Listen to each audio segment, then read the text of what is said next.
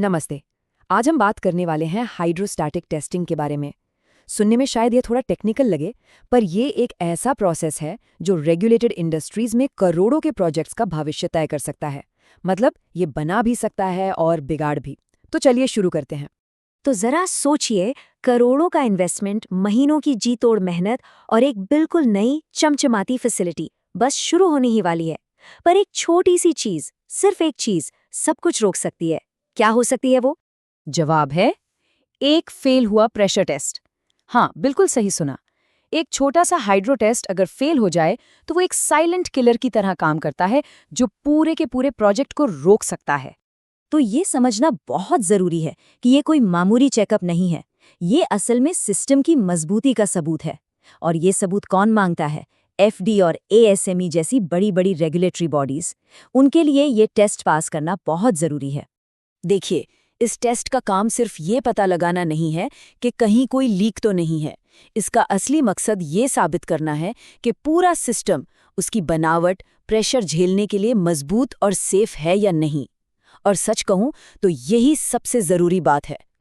अच्छा, तो अब बात करते हैं इसके नियमों की। आखिर इस टेस्ट को करने का सही तरीका क्या है? देखिए, एएसएमई जैसी संस्थाओं ने इसके लिए कुछ स्टैंडर्ड्स बनाए हैं जो हमें बताते हैं कि एक वैलिड टेस्ट के लिए क्या-क्या करना जरूरी है। ये कुछ मेन स्टैंडर्ड्स हैं जो इस पूरे प्रोसेस को गाइड करते हैं। ये इंजीनियरिंग और फार्मा इंडस्ट्री की बेस्ट प्रैक्टिसेस पर आधारित हैं। इनका मकसद बस ये पक्का करना है कि जो भी हो वो नियम के हिसाब से हो, सही तरीके से हो। और इन सारे स्टैंडर्ड्स में से एक नियम ऐसा है जो सबसे सबसे ज्यादा जरूरी है। कह सकते हैं कि ये पूरे हाइड्रो टेस्ट की नींव है। ये नंबर, इसे अच्छे से याद कर लीजिए, 1.5x। इसका मतलब क्या है? एएसएमई कहता है कि आपके सिस्टम का जो भी डिजाइन प्रेशर है, आपको उसे उसकी 1.5 गुना प्रेशर पर टेस्ट करना होगा। इसमें कोई छूट नहीं है, ये एक फिक्स्ड रूल है। इसी से साबित होता है कि सिस्टम असल में प्रेशर झेल पाएगा। तो सवाल ये है कि एक कामयाब हाइड्रो टेस्ट करते कैसे हैं? चलिए, मैं आपको एक सिंपल 5 स्टेप की गाइड देता हूँ। एक तरह की प्लेबुक जिसे कोई भी फॉलो कर सकता है। तो ये हैं वो 5 जरूरी स्टेप्स। सबसे पहले प्रेपरेशन और आइसोलेशन। फिर दूसरा स्टेप है फिल, यानी सिस्टम को भरना। तीसरा वेंटिंग, हवा निकालना। चौथा प्रेशराइजेशन, मतलब दबाव बढ़ाना। और आखिर में 5वां स्टेप, द होल्ड। चलिए अब एक एक करके इन सबको समझते हैं। तो पहला स्टेप, तैयारी। इसमें सबसे जरूरी काम है सिस्टम के नाजुक हिस्सों को बचाना। मतलब वो हिस्से जो ज्यादा प्रेशर नहीं झेल सकते, जैसे कि यूवी लैंप्स या कुछ खास तरह के गेज। इन्हें टेस्ट से पहले निकाल दिया जाता है और उनकी जगह पर टेम्परेरी पाइप लगा दिए जाते हैं, जिन्हें हम डमी स्पूल्स कहते हैं। ये करना बहुत जरूरी है, वरना नुकसान हो सकता है। अब आता है स्टेप 2, सिस्टम को भरना। और यहाँ एक बात गांठ बांध लीजिए। सिस्टम को भरने के लिए हमेशा, और मेरा मतलब है हमेशा, प्योरिफाइड वाटर ही इस्तेमाल करना है। अगर आपने नॉर्मल या कच्चा पानी इस्तेमाल किया तो आप अपने नए स्टेनलेस स्टील सिस्टम में शुरू होने से पहले ही गंदगी और बायोफिल्म को दावत दे रहे हैं। तीसरा स्टेप है वेंटिंग। और ये कहावत इसे बिल्कुल सही तरीके से समझाती है। सिस्टम में फंसी हुई सारी हवा को बाहर निकालना सेफ्टी के लिए और सही रीडिंग के लिए बहुत ज्यादा जरूरी है। क्यों? क्योंकि फंसी हुई हवा एक स्प्रिंग की तरह काम करती है, जो प्रेशर को ऊपर नीचे और खतरनाक बना सकती है। जबकि पानी एक चट्टान की तरह होता है, जो बिल्कुल स्थिर दबाव बनाए रखता है। ओके, अब आते हैं असली एक्शन पर, दबाव बढ़ाना और द होल्ड।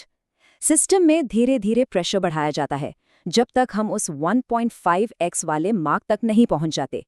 और एक बार वहां पहुंच गए तो उस प्रेशर को कम से कम 30 से 60 मिनट तक होल्ड करना होता है। हमारा टारगेट क्या है?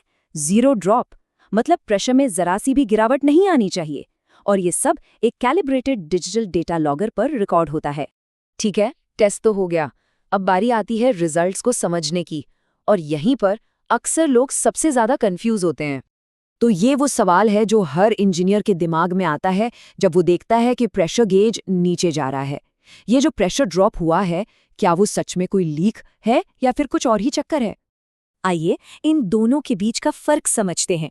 अगर सच में लीक है तो प्रेशर लगातार गिरता जाएगा और आपको वेल्ड्स या गैस्केट के पास नमी या सीलन भी दिख सकती है। दूसरी तरफ अगर ये सिर्फ एक थर्मल शिफ्ट है तो प्रेशर कमरे के तापमान के साथ बदलेगा। मतलब कमरा ठंडा हुआ तो प्रेशर थोड़ा गिरेगा, कमरा गर्म हुआ तो प्रेशर थोड़ा बढ़ेगा, और सबसे बड़ी बात, आपको कहीं भी पानी का कोई निशान नहीं मिलेगा। तो मान लीजिए आपका टेस्ट एकदम बढ़िया से पास हो गया। अब क्या? अब आता है सबसे जरूरी काम, सारी कागजात तैयार करना, यानी डॉक्यूमेंटेशन। यही वो चीज है जो आपको किसी भी प्रोफेशनल ऑडिट को पास करने में मदद करेगी। तो आपको किन किन डॉक्यूमेंट्स की जरूरत पड़ेगी? यहाँ एक छोटी सी चेकलिस्ट है। सबसे पहले आपके कैलिब्रेटेड गेज के रिकॉर्ड्स, ये दिखाने के लिए कि आपके इक्विपमेंट सही थे।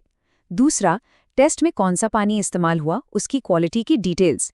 तीसरा, डेटा लॉगर के साइंड और डेटेड रिजल्ट्स। और आखिर में एक कंफर्मेशन कि कोई भी लीक नहीं मिला। तो आखिर में बस यही कहूंगा, एक कामयाब हाइड्रो टेस्ट सिर्फ एक फॉर्मेलिटी नहीं है।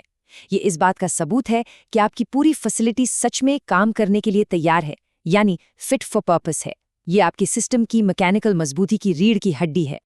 और जाते जाते बस एक सवाल छोड़ जाता हूँ, किसी भी सिस्टम की असली ताकत कागजों पर बने उसके डिजाइन में होती है या उस प्रेशर में जिसे वो असल में झेल कर दिखाता है?